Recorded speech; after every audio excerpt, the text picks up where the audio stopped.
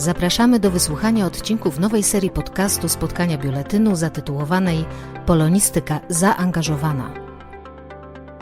Polonistyka nie jest bezradnym przyglądaniem się światu. Daje narzędzia, by się w nim odnaleźć, pomóc go zrozumieć, zapobiec wykluczeniu i osamotnieniu. Taka jest polonistyka, którą chcemy pokazać poprzez nasz projekt. Polonistyka zaangażowana.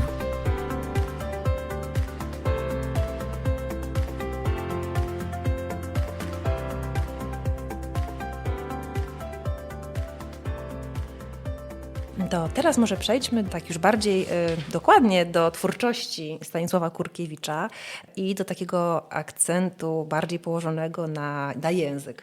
Pomówmy trochę o pismach Kurkiewicza. Potraktujemy go jako twórcę, jako, nie wiem, pisarza specyficznego. Co pisał, co napisał, co wydał, gdzie, dla kogo pisał i jaki miał w tym cel, co było jego misją? Może od tego zacznijmy. Jego celem właśnie było to, żeby ludzie mówili bez skrępowania o swoich przyzwyczajeniach płciowych, o swojej seksualności, żeby rozmawiali o tym, żeby się nie wstydzili, ponieważ on twierdził, że część chorób można by było wyminąć, pozbyć się ich właśnie dzięki na przykład wiedzy i higienie. Co jest w ogóle też właśnie bardzo istotne w kontekście tej konkretnej epoki, w której on żył. Też Tadeusz Boy-Żeleński przecież w Piekle kobiet opisywał ilość nielegalnych aborcji i dzieci znajdowanych na ulicach, porzuconych. No i Kurkiewicz też na to zwraca uwagę, że to jest. Chciał być edukatorem, takim trochę emisariuszem tej higieny, więc pisał artykuły do różnych takich i lekarskich, medycznych czasopism, ale też do takich popularnych typu na przykład Goniec Poniedziałkowy, do Monitora nawet pisał. Więc tam znajdowały się jakieś pojedyncze artykuły, które właśnie były w takiej formie edukacyjnej, na przykład skierowane do młodzieży, ale też do dorosłych. Osobno do kobiet i do mężczyzn? Tak, czasami tak, zdarzało się, tym bardziej, że prowadził w tej swojej praktyce lekarskiej, prowadził zajęcia jakby takie edukacyjne właśnie dla narzeczonych, ale też dla przyszłych żon. Nigdzie nie jest napisane, czego dokładnie dotyczyły te spotkania, ale właśnie jak on zapowiadał te spotkania, no to mówił, że właśnie chodzi o higienę pożycia, czyli prawdopodobnie o taką higienę, jak znamy pod kątem tego słowa, ale też o higienę po prostu, żeby było wszystko bezpieczne, co też ważne. W jednej ze swoich książek napisał właśnie o tym, że żeby właśnie seks był udany i żeby był bezpieczny, to potrzebna jest zgoda 2 osób. Więc jeżeli patrzymy na to, jak teraz wygląda dyskusja na ten temat, no to już Kurkiewicz ponad 100 lat temu pisał, ponad 120, bo to było w książce, którą wydał w 1905 roku. No i właśnie jeżeli już przy książkach jesteśmy, było tych książek kilka, no ale każda z nich dotykała tego tematu seksualności, przez co też bardzo trudno było Kurkiewiczowi znaleźć jakiegokolwiek wydawcę, który chciałby się podpisać pod tymi tytułami. Z tego też względu Kurkiewicz musiał wydawać książki własnym sumptem, co przekłada się w tym momencie na to, że niestety te książki są bardzo trudno dostępne. Mało ich. Jest ich bardzo mało i prawdopodobnie nie są udostępnione wszystkie, więc też można je było tylko kupić u niego w tej praktyce lekarskiej, więc jeżeli ktoś do tej praktyki nie poszedł, to nie kupił. Obecnie są dostępne na Polonie, zeskanowane, no ale też nie są wszystkie, ponieważ skąd wiemy, że nie są wszystkie? W jednej z książek, które są udostępnione, jest informacja o tym, że a to więcej opisałem i tu jest tytuł podany, no tylko tego tytułu konkretnego na Polonie niestety nie. O zgrozo, jak zaczynałam pisać licencjat, to weszłam sobie w internet i sprawdziłam, czy może ktoś nie sprzedaje i okazało się, że tak, ktoś sprzedawał za 200 euro, ale pół roku wcześniej, więc niestety nie byłam w stanie zakupić, ponieważ już ktoś to kupił. No właśnie, ale gdzie szukać tych książek? Może jacyś potomkowie Kurkiewicza gdzieś w Krakowie chowają na strychu albo w jakichś kartonach i nie wiedzą, jakie skarby. Bardzo możliwe, że zastanawiałam się nad tym, co może być z tymi książkami. No i albo jego potomkowie mają te książki, które się nie sprzedały, albo ci, którzy kupili te książki, też pochowali gdzieś i zapomnieli o tym, a teraz potomkowie tych osób nawet nie wiedzą, co takiego mają na strychu i albo wyrzucą na śmieci, albo trafią do jakiegoś antykwariatu. Więc ja zawsze, jak jestem w antykwariacie, to szukam w jakimkolwiek antykwariacie, w jakimkolwiek miejscu w Polsce. Zawsze staram Może się wejść do coś antykwariatu i szukać. Może jest. Może jest. Niestety jeszcze mi się nie udało, ale zawsze liczę na to, że to się uda. A jeżeli chodzi właśnie też o te teksty Kurkiewicza, no to one były bardzo wyśmiewane, były kupowane. Jeżeli już było kupowane, to bardzo, bardzo rzadko. Były kupowane często jako pornografia i humorystyka, niestety. No i właśnie dlatego też mogli ludzie niepoważnie traktować te książki. Gdzieś sobie je wyrzucić, czy przeczytać, pośmiać się i wyrzucić. Więc to też jest kolejna rzecz, która wpływa na to, że tych książek jest tak mało, nie są dostępne. Właśnie problem jest taki, że na przykład te, które są dostępne na Polonie, mają błąd druku, no bo to już nie wiemy, czy na przykład były 3 przedruki jednej książki, no a akurat ta, która trafiła na Polonę, ma błąd druku. To jest taki dosyć poważny błąd druku, bo tracimy z Reakcja treści aż czytelników, 20 o stron. której tutaj mówimy, że właśnie, że żeby się pośmiać, prawda, to też jest takie dosyć znamienne, jakaś taka może reakcja, prawda, obronna wobec tematyki, która jest dla nas jakoś trudna, no bo właśnie dotyczy sfery tabu.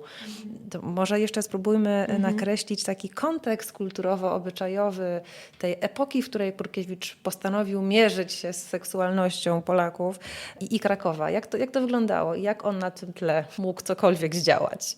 To tak, jeżeli chodzi o kontekst obyczajowy i kulturowy tej epoki i już był opisywany przez Boja Żeleńskiego, a ostatnio wyszła książka Kamila Janickiego, Epoka hipokryzji, to jest w ogóle piękny tytuł.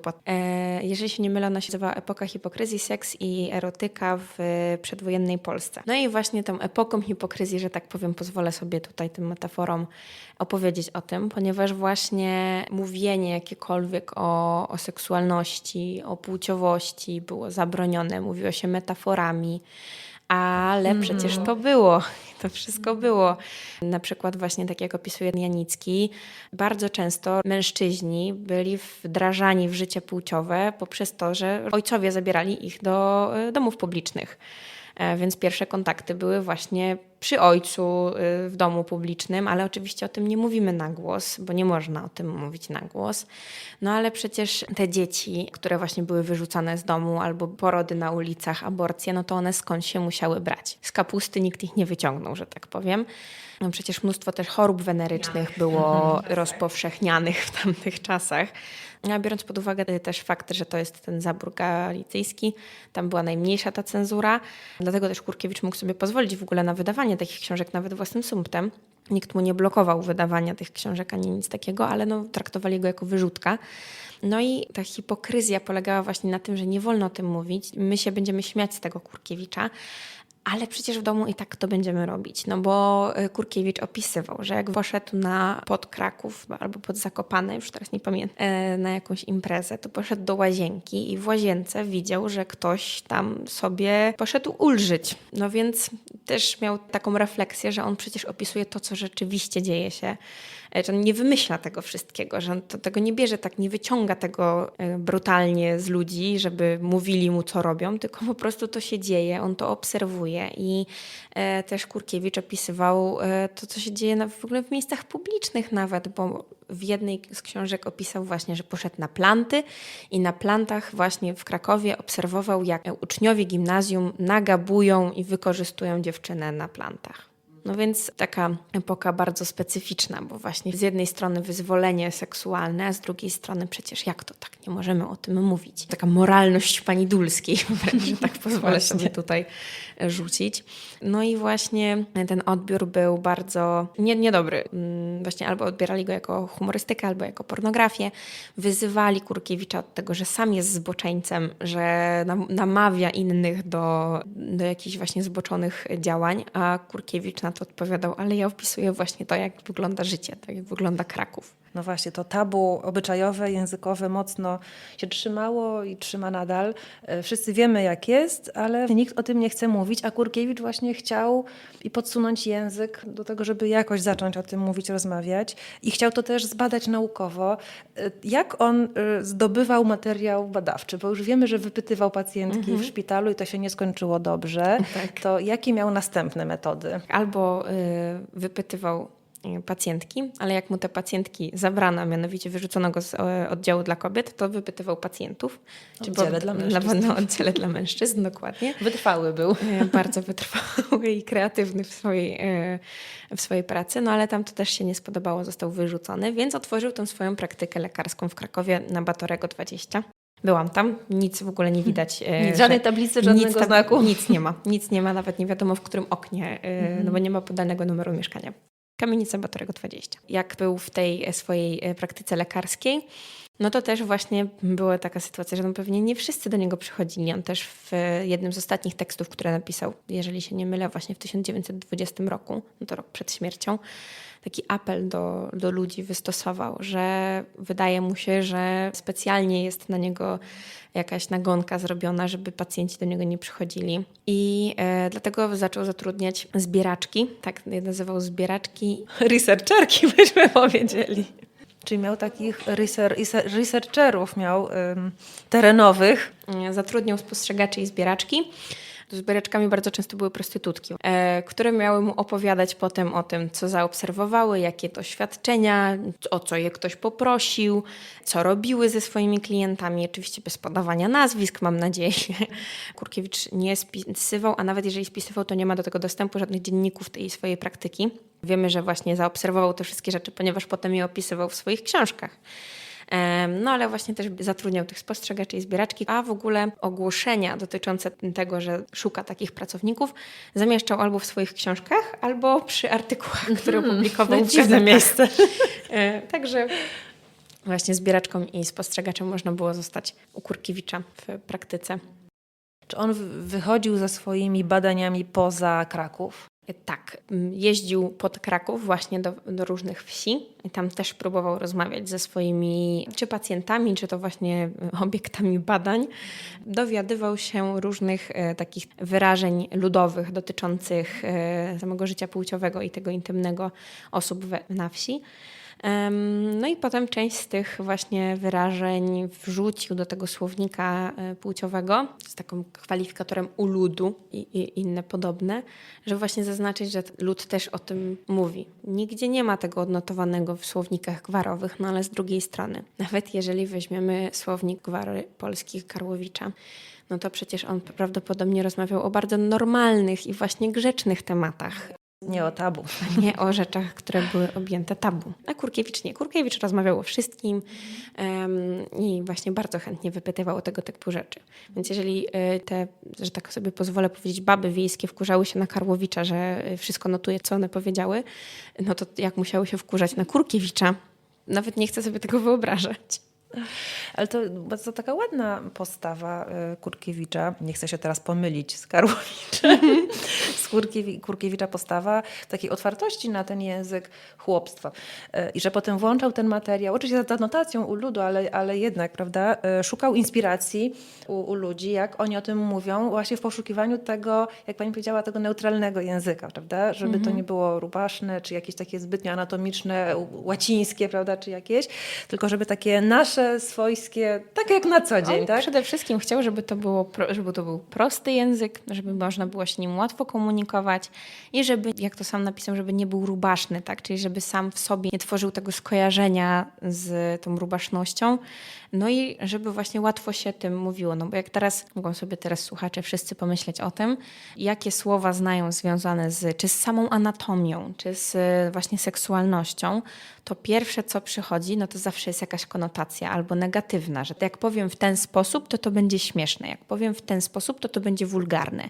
Jak powiem w ten sposób, no to będzie na przykład w miarę neutralne. To znaczy właśnie to jest też to, że o tym temacie bardzo trudno się rozmawia czasami, ze względu na to, że każdy ma trochę inny poziom tej dojrzałości językowej i każde słowo potraktuje trochę inaczej. To jest też taka kwestia, o której Grzegorczykowa pięknie napisała w swoim tekście o językowym obrazie świata, że językowy obraz świata jest sumą doświadczeń i obserwacji, więc dlatego może być czasem problem w odbiorze tego, co właśnie ktoś próbuje przekazać swoim językiem.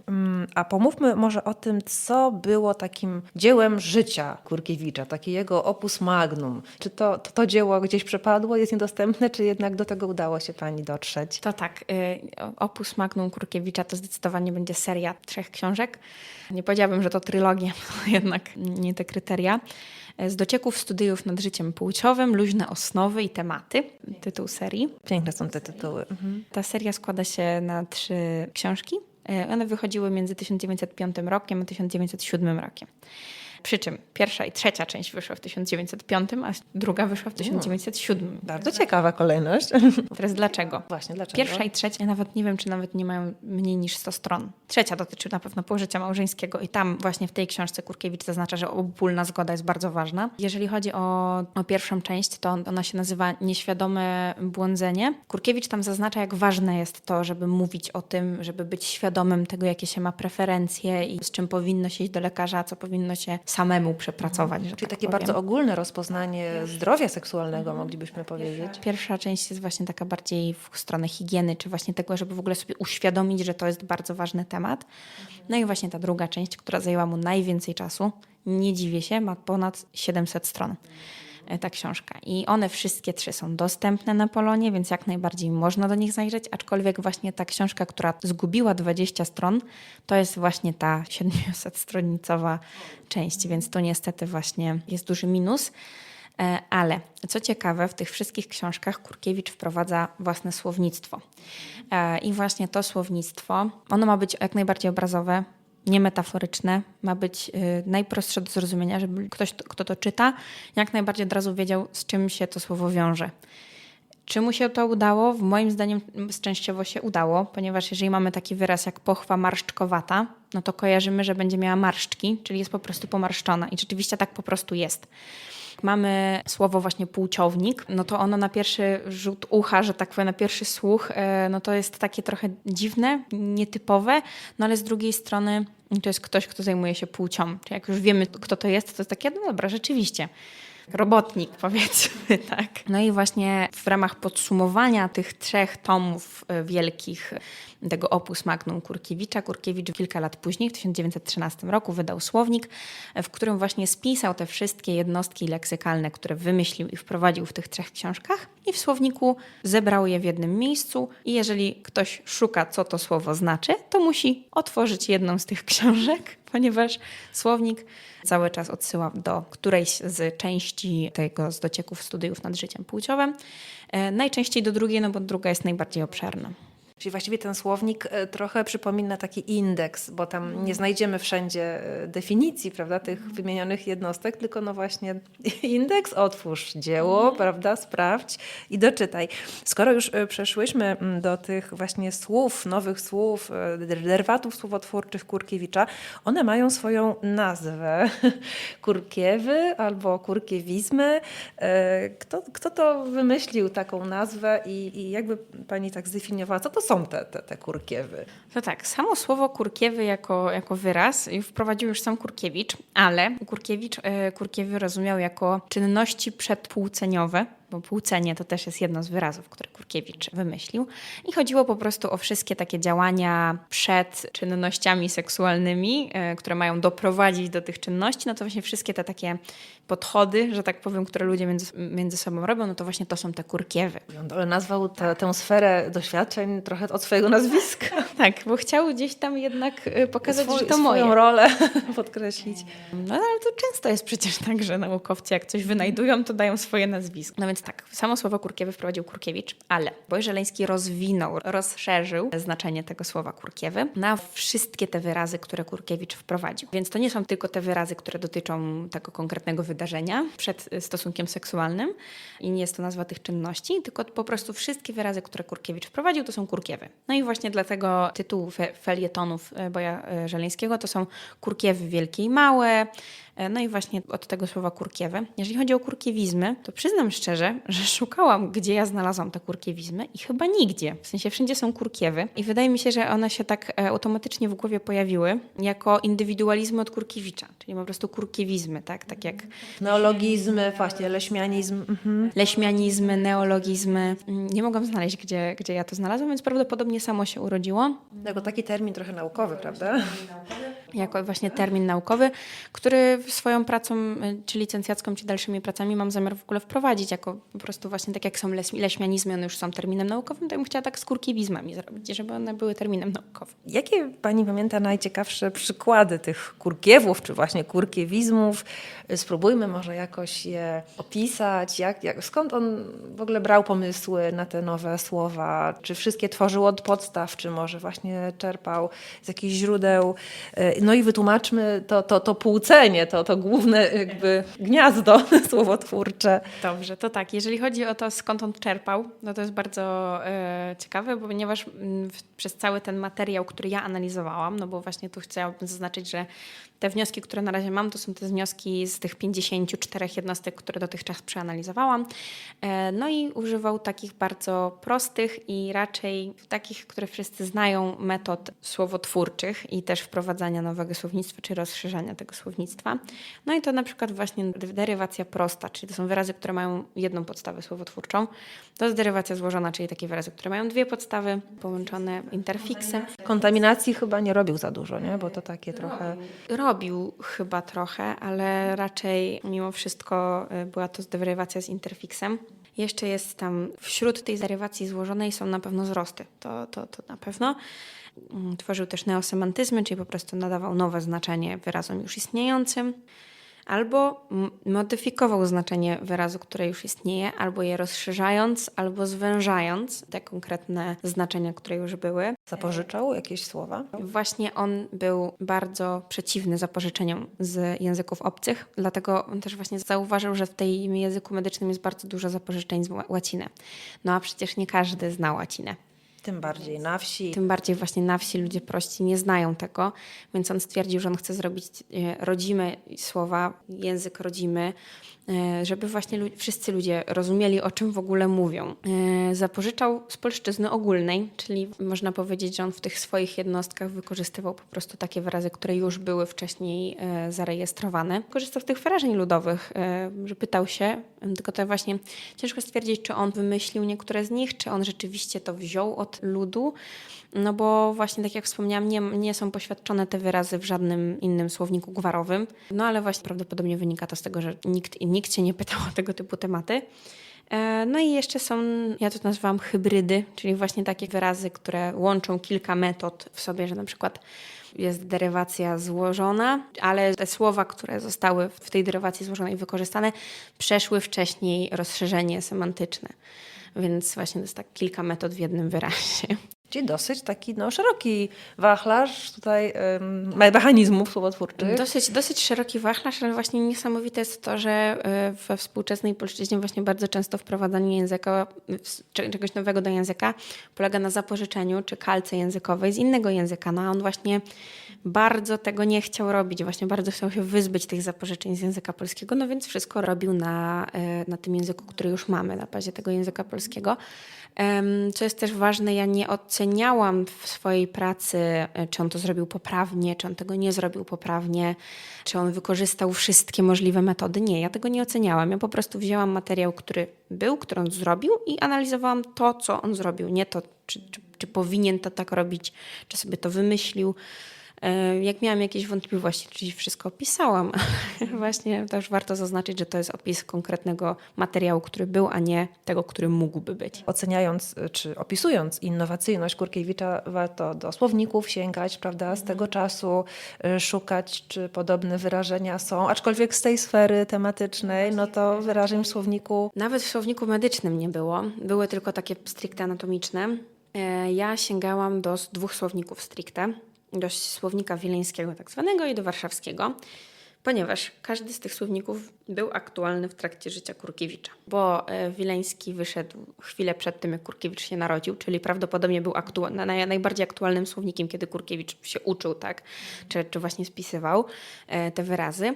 No a za życia Kurkiewicza, kiedy on już działał na tej swojej praktyce lekarskiej, bo on chyba ją utworzył w 1902 roku, no to już w tym momencie już był tworzony ten słownik warszawski i zaczął wychodzić, prawda, ostatni tom wyszedł w 1927 roku, czyli Kurkiewicz z ostatniego tomu na pewno nie mógł korzystać, no bo już nie żył. Ale rzeczywiście mógł korzystać z tych pierwszych tomów, które wyszły. Jak nie mogłam znaleźć czegoś w wileńskim lub warszawskim, to zaglądałam do słowników Doroszewskiego, no bo przecież ma bardzo szeroki zakres czasowy ten słownik. Korzystałam też właśnie z innego słownika języka polskiego, no bo właśnie dotyczy trochę innego zakresu. I czasami udało mi się coś znaleźć. No i oczywiście udało mi się też wykorzystać słowniki seksuologiczne, które mamy, Lewa Starowicza i Lewinsona, te dwa różne słowniki, ponieważ bardzo często tam jest podane, że ktoś już użył w tym znaczeniu tego słowa wcześniej, więc dzięki temu byłam w stanie osadzić czasowo, czy Kurkiewicz już to znał, czy nie znał tego, czy w ogóle pierwszy raz wprowadził coś takiego. To jest właśnie słownikowo takie bardzo, bardzo ciekawa robota, bo trzeba do każdego słownika zajrzeć, sprawdzić. Też co ciekawe, na przykład powiedzmy, że są słowa, które ja bym w życiu nie powiedziała, że one były i funkcjonowały właśnie, a okazuje się, że jak najbardziej tak i któreś z wielu znaczeń tego słowa to właśnie było znaczenie powiązane czy z samą seksuologią, czy na przykład z anatomią zwierząt, bo co ciekawe, Kurkiewicz nawet, czy bardziej interdyscyplinarnie, wyrazy zoologiczne w ogóle wykorzystywał właśnie. Czy Kurkiewicz dawał takie właśnie informacje, wskazówki, jak te wyrazy tworzy, dlaczego sięga do takiego źródła, jak mamy rozumieć te wyrażenia, czy trochę podpowiadał czytelnikom, jak mają korzystać z tego słownictwa i jak to rozumieć? On wychodził z założenia, że to jest zrozumiałe i jeżeli ktoś nie rozumie, czym jest to konkretne słowo, to niech zajrzy do mojej książki, dzieła, bo tam jest tak. wszystko tak. Tam jest wszystko napisane. Ale są słowa, które on rzeczywiście w tym słowniku jednak wyjaśnia.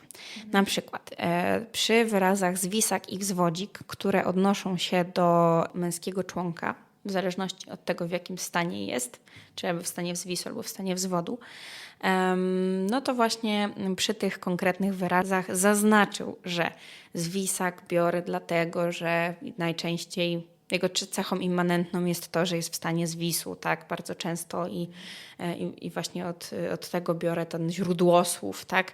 Przy wzwodziku zrobił to samo, że wzwodzik dlatego, że może wzwodzić, więc robię od słowa wzwodzić. Jeżeli się nie mylę, tam akurat było wzwodzić.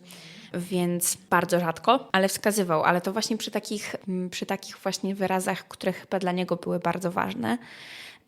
Bo na przykład przy słowie płócenie też zaznaczył, że to jemu się bardzo nie podoba wyraz spółkowanie, bo przecież wyraz spółkowanie oznacza, że założyło się jakąś spółkę. No przecież nie o to chodzi, tak? Więc on wyraził słowo płócenie, ponieważ podczas płócenia się używa płóciwa, tak? Czyli tego narzędzia, no tak, bo ten sufiks iwo przecież ma taką jedną z bardzo rzadkich, już nieaktualnych, nieużywanych obecnie w języku polskim funkcji, żeby właśnie stworzyć jakieś narzędzie albo rzecz, dzięki której się coś robi, na przykład paliwo czy chłodziwo, też ma ten sam sufiks. No i właśnie płóciwo, prawda, to czym się płóci, no a płóci się właśnie dlatego, że no to są czynności płciowe, no i płócenie to jest czynność od płócić. A ten, kto się tym zajmuje naukowo, to właśnie płciownik, tak? Czyli to, jak siebie Kurkiewicz określił. Myśmy płcić, płócenie, płciownik, płciwo, coś tam jeszcze było, płciwny chyba, przymiotnik.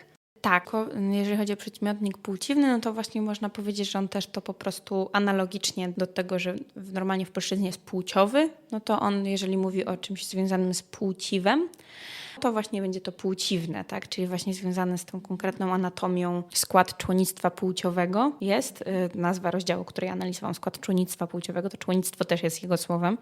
No, członnictwo to inaczej anatomia, ale właśnie sam tworzył ten przymiotnik chyba analogicznie po prostu od płciwo, że coś jest płciwne. Związane z płciwem, z płóceniem i tak dalej. Wszystko się zapętla. Więc właściwie Kurkiewicz tutaj urasta nam na taką postać, która rzeczywiście była pionierem, takim prekursorem i nie tylko w naszej opinii, ale też w opinii specjalistów. Możemy go jakoś tak widzieć na tle współczesnych polskich seksuologów. Mamy przecież wiele nazwisk specjalistów, które są, myślę, częściowo znane, prawda? Mamy profesora Kazimierza Imielińskiego, profesora Zbigniewa Lwa Starowicza, czy właśnie Michalinę Wisłocką, prawda, jej słynną Sztukę kochania, czy Stanisława Kozakiewicza, czy właśnie Andrzeja Debkę, czy Zbigniewa Izdebskiego, wielu polskich seksuologów. No ale właśnie, wcześniej był nasz Kurkiewicz. Przed powstaniem w ogóle takiej formalnej specjalizacji, jaką jest seksuologia, troszkę właśnie obśmiany, troszkę niedoceniony. A jak on w ogóle jakby rozumiał tą ludzką, nie wiem, płciowość, czy seksualność? Jaki był w jego twórczości ten obraz tej sfery ludzkiego życia i czy możemy pewne ślady współczesnych, nie wiem, odkryć czy współczesnych tematów, które się porusza dzisiaj, dostrzec 120 lat temu w myśleniu Kurkiewicza? Czy jest współczesny? Tak, przede wszystkim z tych współczesnych tematów, no to obopólna zgoda, tak? Ten tak zwany consent teraz, biorąc z angielskiego. Tak jak wspomniałam, on już o tym bardzo szeroko mówił właśnie w tym swoim dziele życia. No ale też na przykład Kurkiewicz opisywał nie tylko same związki homoseksualne, on w ogóle dzielił, to jest też bardzo niesamowite pod kątem tego, że on był tak otwarty na te rozmowy, że on nie potępiał w ogóle w żaden sposób tego, co moglibyśmy nazwać patologią. On tego nie potępiał. On powiedział, że to jest, to powinno się leczyć, ale nie mówił, że to w ogóle jest złe i niedobre. Jedyne, o czym mówił, tak to o samieństwie w jego mniemaniu, czyli o onanizacji. Czyli, że nie można się masturbować, ponieważ to jest złe i niedobre, no ale to wtedy akurat w tamtym okresie wszyscy tak uważali, bo wszyscy wierzyli, że to jest, że ma bardzo duże szkody dla zdrowia. No i Kurkiewicz był jednym z takich osób, więc to rzeczywiście jest jedna rzecz. Czy to był stan wiedzy medycznej, tak jakby? Tak, to jest stan wiedzy medycznej na tamten moment, więc rzeczywiście to potępia. Wracając do tych związków i relacji homoseksualnych, to Kurkiewicz był bardzo otwarty do tego stopnia, że on normalnie tworzył słowa też dotyczące homoseksualizmu, czyli właśnie na osobę homoseksualną powiedział rówieśniopłciarz albo rówieśniopłciarka. Równa płeć, że to jest ta sama płeć, a nie różnopłciarz czy różnopłciarka. To też jest w ogóle słowo, które on też wprowadził. No i wszystkie te wyrazy, które on wprowadzał dotyczące jakiegoś konkretnego działania seksualnego, również dawał w formie, że to jak to robią dwie różne płcie, jak to robią dwie te same płcie. Więc on był bardzo otwarty, więc stwierdzał, że no tu na przykład tą konkretną rzecz mogą robić zarówno mężczyzna z kobietą, jak i mężczyzna z mężczyzną, czy kobieta z kobietą. Też wprowadził takie słowo jak safonka. To właśnie akurat nie ja się tym zajmowałam, moja koleżanka z roku się zajmowała wyrazami dotyczącymi kobiet lesbijek. I właśnie też wykorzystała Kurkiewicza, ponieważ Kurkiewicz mówił właśnie o safonkach jako o lesbijkach, o safinach jako o ich czynnościach seksualnych. No i właśnie rówieśniopłcenie to jest właśnie stosunek seksualny między dwoma mężczyznami. Ale rozróżniał coś takiego jak, nie wiem, norma i patologia, czy choroby. Właśnie. Nie nazywał tego choroby, nie używał słowa patologii. Używał takich wyrazów jak usposobienie, że ktoś woli, na przykład jak jest jakaś preferencja, no to mówił o tych preferencjach, opisywał te preferencje, ale właśnie tak jak wspomniałam, nie potępiał ich bezpośrednio. Zwracał uwagę, że no, tak nie powinno być.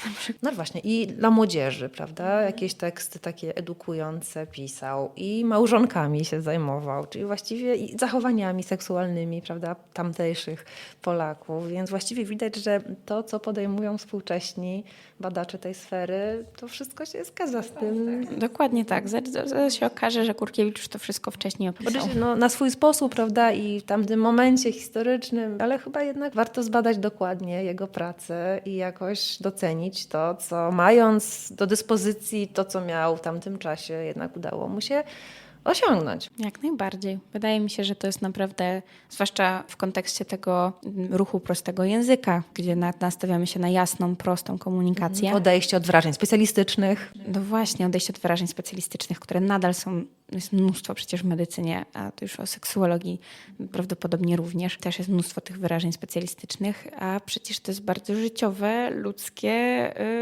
ludzka rzecz, żeby o tym porozmawiać. No i właśnie w tym nurcie warto by było zajrzeć do Kurkiewicza i warto by było poruszać te tematy. To też właśnie chcę zrobić, żeby zwrócić uwagę, że może jednak prościej mówić o tym. Wiem, że będzie organizowana jakaś konferencja a propos efektywnej i efektownej komunikacji i mam zamiar właśnie z Kurkiewiczem wybrać się na tę konferencję, żeby właśnie zaznaczyć, że można i nawet trzeba, ponieważ to właśnie bardzo istotne, żeby widzieć pacjenta, a Kurkiewicz widział tego pacjenta, widział te potrzeby, właśnie widział to, że każdy z tych ludzi, o których on mówi, oni chcą wiedzieć, co się im dzieje. Co ciekawe, też nawet Boj Żeleński, jak opisywał reakcje na pierwsze felietony, też w kolejnych felietonach, to, że Warszawa jest poruszona tym, wszyscy odbiorcy warszawscy są poruszeni tym, że wszystkie ich najmniejsze czynności zostały skatalogowane i nazwane.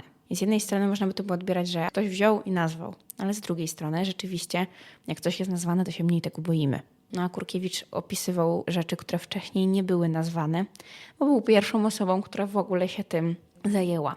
Więc może być też tak, że jeżeli zajrzeć do Kurkiewicza, przeanalizować wszystkie te jednostki, to może się okazać, że rzeczywiście użycie tych jednostek, które on wprowadził 120 lat temu, okaże się, że będą dużo łatwiejsze do zrozumienia dla zwykłego polskiego, szarego Kowalskiego, że tak powiem, niż jakieś właśnie zapożyczenia, anglicyzmy i specjalistyczne tematy. No i jest to jakiś też stan myśli, prawda, uchwycenie w momencie historycznym i stanu języka, i stanu naszej świadomości, tej sfery życia. I jest rzeczywiście co robić. Więc życzę Pani, żeby się wszystkie plany udały i żebyśmy się doczekali takiego profesjonalnego opracowania twórczości Stanisława Kurkiewicza, pierwszego i niestety ostatniego, ale może jeszcze przywróconego do życia polskiego płciownika.